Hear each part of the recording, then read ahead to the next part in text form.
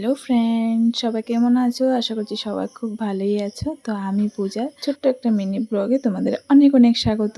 তো আজকে দেখো সকাল 5টা থেকে বৃষ্টি শুরু হচ্ছে। তো আজকে ভেবে নিয়েছি সে যাই হোক আমি আজকে খিচুড়ি খাবোই খাবো।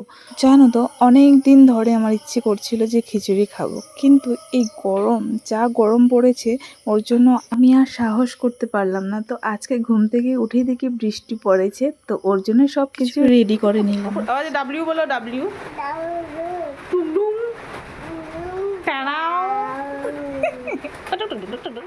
আর আমি জানি না আমি যখনই রান্না করতে আসব তখনই ও কিভাবে টের পেয়ে যায়, মানে চলে আসবে রান্নাঘরে, এসে এই বেঞ্চটার উপরে দাঁড়িয়ে দাঁড়িয়ে দেখবে আমি কিভাবে রান্না করি। আর দেখো বাইরের ওয়েদার এতটা সুন্দর কি যে বলি।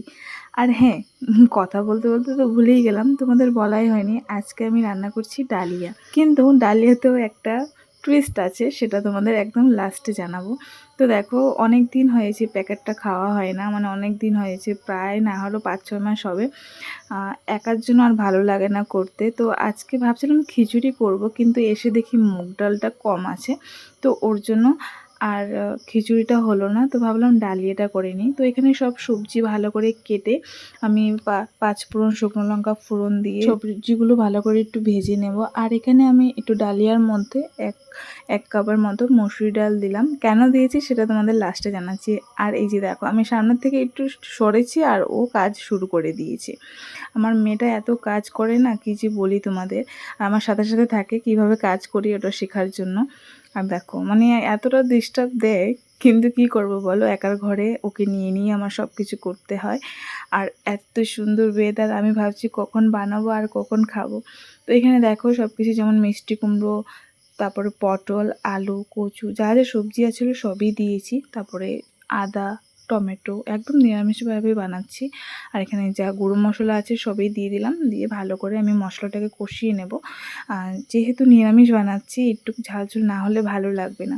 আর সাথে আছে পটল ভাজা, আর মনার জন্য কয়টা আলু ভাজা করব গোল গোল করে কেটে। তো এখানে দেখো আমি একটু চিনি দিয়ে ভালো করে মশলাটাকে কষিয়ে নিচ্ছি। তারপরে আমি এখানে যে ডালিয়াটা ধুয়ে রেখেছিলাম সেটা দিয়ে দিলাম। তো দেওয়ার পর একটু কষিয়ে নেব। তো তোমরা কিভাবে ডালিয়া রান্না করো অবশ্যই কিন্তু আমাকে কমেন্ট করে জানিও। আমি এইভাবেই রান্না করি, আমার তো খুবই ভালো লাগে খেতে। তো দেখো কষানো হয়ে গেছে, এবার আমি প্রেসার করে ঢেলে দেবো। টুইস্টটা হচ্ছে এখানে প্রায় 1 বাটি পরিমাণে ভাত ছিল, কিন্তু আমি ভাতগুলো কাকে দেব বলো? আজকে তো ডালিয়া হচ্ছে, কিন্তু কোনো সবজি হচ্ছে না যে ভাতটা খাওয়া যাবে। কিন্তু ভাতগুলো তো ফেললে চলবে না, ওর জন্য আমি ডালিয়াগুলো ভাতের মধ্যে দিয়ে দিচ্ছি। বেশি না, ওই ধরো 1 বাটির মতো ছিল।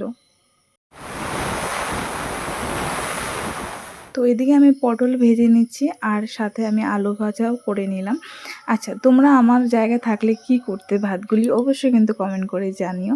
আর এইখানে দেখো আমার ডালিয়াটাও কমপ্লিট হয়ে গেল, আর স্নান করে চলে আসলাম, এবার সবাইকে দিয়ে দেব। ডালিয়াটার মধ্যে ওর জন্যই আমি একটু ডাল দিলাম, মসুরি ডাল, যাতে একটু খেতে ভালো লাগে, কারণ ডাল তো একটু কম থাকে, যেহেতু ভাত আছে ওর জন্য আমি ডাল দিলাম। তো দেখো এখানে আমার জন্য নিয়ে নিয়েছি, আর ঘরে সবাইকে দিয়ে দিয়েছি। একসাথে নিলাম আমার আর আমার মনার জন্য। এখানে প্রথমে মনাকে খাওয়াচ্ছি, তারপর আমি খেয়ে নেব।